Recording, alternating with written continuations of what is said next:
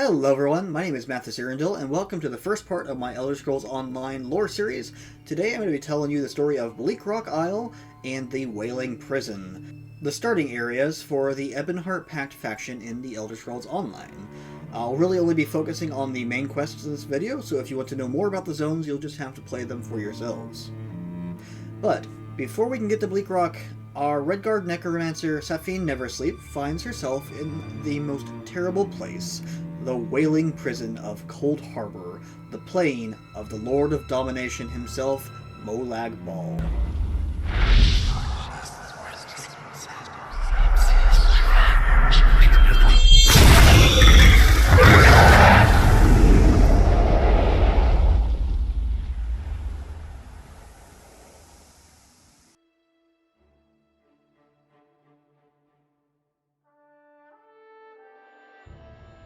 But fear not, as we are quickly set free of our cell by a very tall lady, Lyris Titanborn, a Nord warrior that seems to also be stuck in this horrid realm. Lyris leads us through the prison as we slay the danger that block our path, but before we can get out in the open, we're stopped by an acquaintance of Lyris.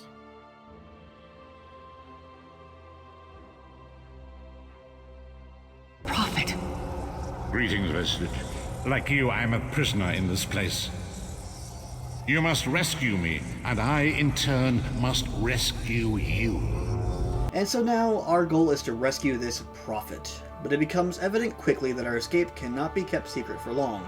We need to stop Bal from noticing us. The best way to do this is to poke out his eyes. Almost literally. But too late. The God of Schemes is fully aware of what we're trying to do and stops us from entering the prophet's prison the easy way. Lyris suggests that we find the Mad Knight Sir Cadwell, a peculiar fellow who thinks of Cold Harbor as his home, and luckily the knight knows the best way for us to sneak past Bal and enter the prophet's chamber. And after bypassing all the traps in the Undercroft, we finally make it to the prophet. But unfortunately, it seems a sacrifice must be made before we can free the old man. Now the bad news. It's going to be up to you to keep him safe and get him back to Tamriel. I'm not going with you. There's a trick to opening the cell. The only way for a prisoner to leave is for another living soul to take their place.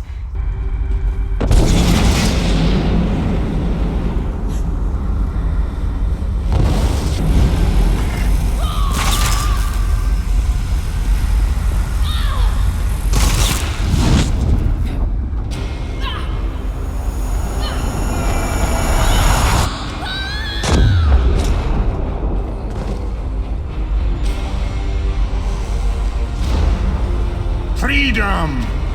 I remember this feeling. It will be fleeting, though, if Molag Bal has his way. Luckily, the prophet seems to be a proficient mage of a sort, and knows a way to return us to Tamriel. But Bal isn't going to let us leave easily, and summons the Child of Bones to stop us.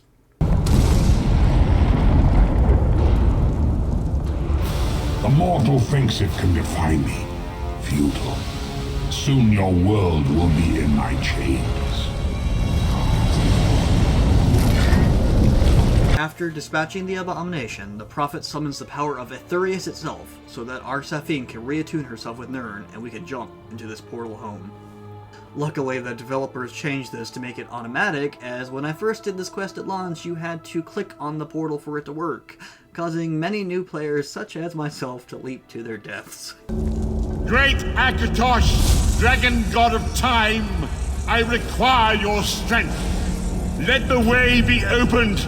Let these wandering souls return home. Let the will of Molag Bal be denied.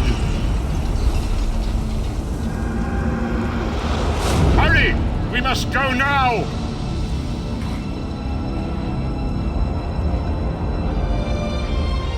We awaken on Bleakrock Isle, a small island off the coast of Skyrim under the control of the Ebonheart Pact. The Pact is an alliance made up of the tall, fair-haired Nords of Skyrim, the dour Dark Elves of Morrowind, and the lizard-like Argonians of Blackmarsh. Historically, these races have never gotten along. After a recent Akaviri invasion, they've put aside their differences for the betterment of their people. After speaking to a projection of the Prophet, our Safine then meets Rana, a captain of the Pact who asks for our assistance in tracking down 4 of Bleakrock's villagers, fearing an incoming invasion. We are tasked with finding the Hunter Darge at Skyshroud Barrow, Sergeant Sayan at Hosen's Folly, and Ayman and Rolanda at Orky's Hollow. We start with Darj, finding him at the barrow and discovering that it is under attack by the undead. We speak to the resident Dragon Priest spirit, learning that another necromancer is defiling his tomb, and tells us of the ritual needed to open the door. It's a very simple ritual, one that is very common in the barrows of Skyrim, and we make it inside to fight the necromancer. It seems that Rana's fears of an invasion might be true, as the necromancer appears to be a Daggerfell Covenant soldier, but as of right now, he's the only one we've found, so we can't jump to any conclusions. Next, we journey to Hosen's Folly and find Sergeant Sane. It seems that the mines have been taken over by a group of bandits, and it's our job to grab a disguise and sneak in to see what they're up to. And, as we very quickly find out, these miners are working under the orders of the Daggerfall Covenant. Worse than that, though, it seems that the Covenant leader here is trying to make some sort of bargain with Vaermina, the Daedric Prince of Nightmares. And we just can't allow something like that to happen. Following several clues, we discover a portal leading to one of her quarters of oblivion and make sure to smash the sigilstone connecting her world to Nirn. With that taken care of, we head at last to Orky's Hollow to discover that Rolanda's brother Ayman has gone missing inside the cave. Of course, we're the one to go in and find out what happened, and find the Nord encased in ice. But this ice is not created by simple cold, no. The frozen man is to blame and forces us into a little game to discover who he is. We quickly discover, through the clues left behind, that he was once a mage in the Aldmeri Dominion, sent to spy on Bleakrock. But a cave-in killed him and his companions. He also seems to have gone a little bit mad. We free Ayman to learn that after he was frozen by the strange wood elf spirit, he was mocked by a squad of Covenant soldiers for his situation. That's it. We can't deny it any longer. Bleakrock is about to be hit by a Daggerfall invasion, and we need to get back to Rana and convince her to evacuate at once. Rana agrees, lamenting all the people we might leave behind with such a quick evacuation. She tasks us with lighting the signal fire at the top of the watchtower to let the mainland know what's going on, but it seems that the Covenant is already here and tries to stop us from setting a warning. But thankfully they are no match for Safine's axe. But when we return to Bleakrock Village, it appears that we were too late to evacuate. The Covenant invasion is in full force and everything is on fire. Safine douses as many fires as she can and rescues any of the members of the Earth Turner family she can find, and then makes her way to the old ruins to find Captain Rana and the other survivors we've collected. Rana has run ahead of the group to disarm any traps and lock any doors that might bar their way, and the group makes it through the ruin to the shore where our rescue ship awaits.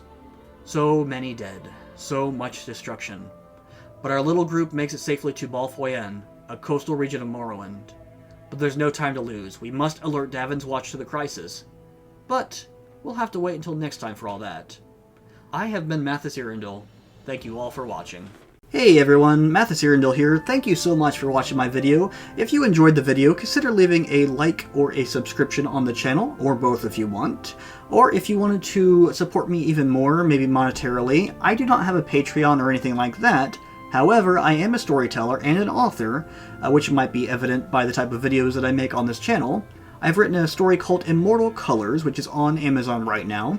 It is a modern-ish fantasy story that takes place on an island away from civilization, where there are different clans that try to work together to sustain life on the island, but there is also some shady stuff going around on the island. If you don't want to support me that way, absolutely fine. Like I said, a like or a subscription would be great. It helps out the channel so much. But thank you again for watching, and I will see you next time.